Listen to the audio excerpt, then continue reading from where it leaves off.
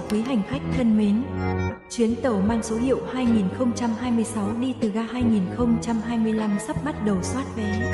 Chuyến tàu lần này sẽ đi đến một năm mới bình an hạnh phúc và thật nhiều niềm vui.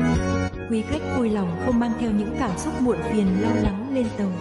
Nhanh chóng cất giữ những hồi ức và kỷ niệm có giá trị. Sắp xếp lại tâm tình và chuẩn bị đi đến cổng thời gian để chúng tôi tiến hành soát vé.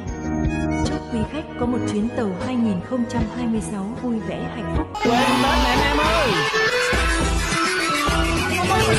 Anh ba anh Tư đi với tôi mà về quê ăn Tết ở đây nhộn nhịp lắm là